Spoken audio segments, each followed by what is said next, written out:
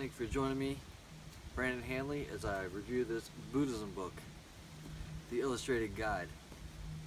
Now, I gotta be honest with you that I've had my head buried in some international business, financial, accounting books lately, and I felt like I was lacking a little bit of spirituality.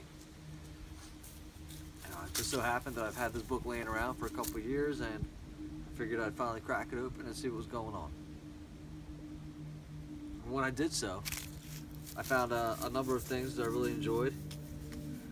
One of those is pretty much even the origination of Buddhism and how it really happened kind of in this, between the Indus River and the Ganges River, and originated in India.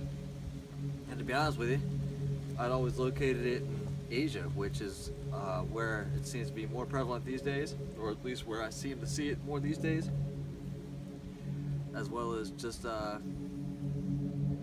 I'm mostly familiar with it being from. The other thing that I found very interesting about this is that Buddha is kind of a spot that you get to, places you get to. There's more than one Buddha. It's not like, hey, there's Jesus, let's go follow Jesus in Christianity. There was more than one Buddha, has been more than one Buddha, maybe more Buddha. I don't, what's the plural of Buddha? Not really sure, but there's more to come. Again, here's another map of just kind of how it spread throughout India, into Mongolia, down to Sri Lanka, over into Thailand, up to Korea, China, Cambodia. Really just cool stuff to kind of see how it all traveled and went through and got to where it's got to get to before it got to us. And one of the other things I really enjoyed was just that I learned that there's a lot of different types of Buddhism. Where you'll look at Christianity, you'll have Orthodox Christianity, you'll have Russian Orthodox, you've got Greek Orthodox, you've got Lutheran, you've got Methodist. I mean, just the list just kind of goes on and on and on. Each one just kind of a fragmented portion and thoughts and beliefs, and you have that a lot in Buddhism as well, where you've got the Zen is a type of Buddhism. And there's lots of others. There's lots of other champions. You've got Rinzai and Soto as some other champions of Buddhism. One thing I liked about when they talked about the Zen was how that it was ever evolving, and the approach to Buddhism wasn't necessarily stuck or written in any, I'm sure it's written in stone and there's some core beliefs, but it was ever adapting and it's capable to change with our times. The answer is going to change with our times. It's not going to be the same every time. Whereas I always felt that in Christianity, you always looked back and you saw that it's still kind of stuck in some paper that was written 2,000 years ago. The other thing that was kind of crazy to me was that right here I read that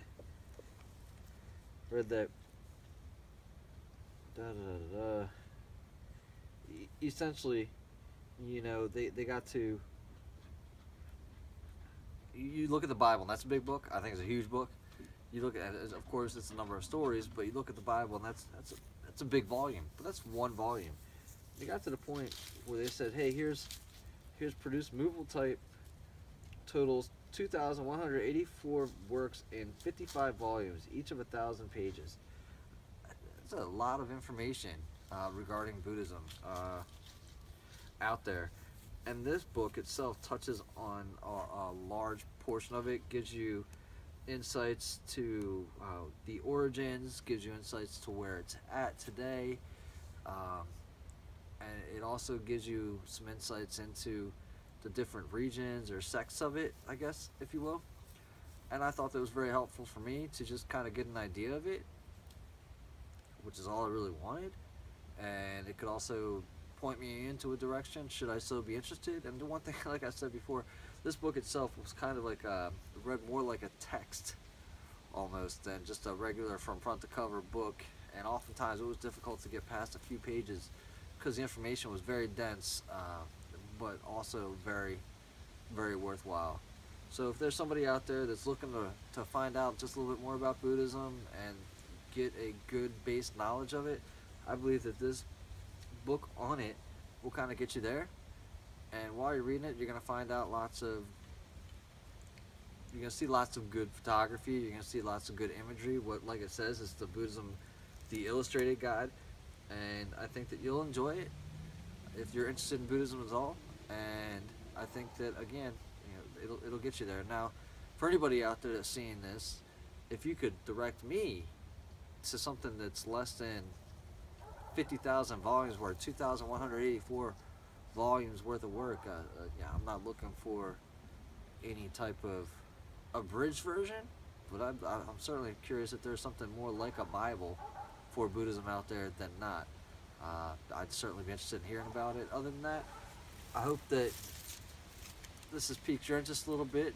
Hopes you that it also gives you what you need to decide whether or not that this book is for you.